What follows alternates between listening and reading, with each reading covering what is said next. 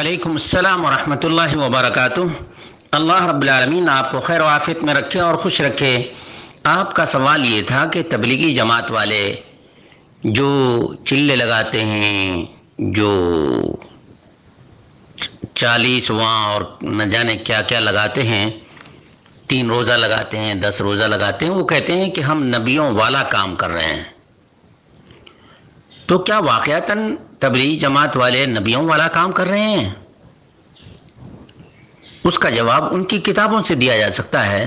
وہ یہ ہے کہ فضائل اعمال کو آپ دیکھ لیجئے، اس میں اشرف علی تھانوی کی تعلیمات ہیں اور محمد الیاس صاحب کے چلت پھرت ہیں۔ اس میں تو کہیں بھی نبیوں والا کام نہیں آیا ہے۔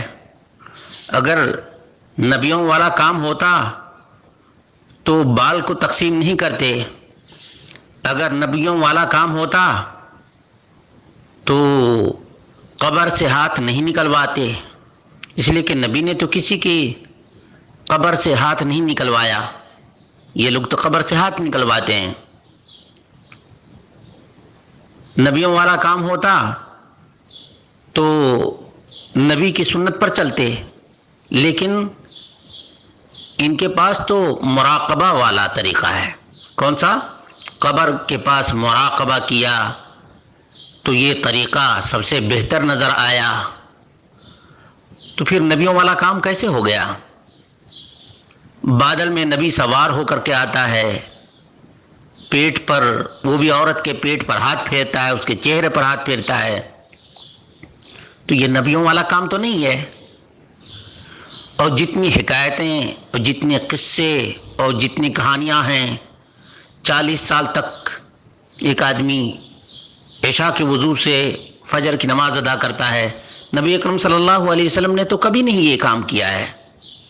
یہ چند مثالیں ہیں جن مثالوں سے واضح ہوتا ہے کہ تبلیغ جماعت والے نبیوں والا کام نہیں کر رہے ہیں، بلکہ اپنے مرشد اور پیر والا کام کر رہے ہیں۔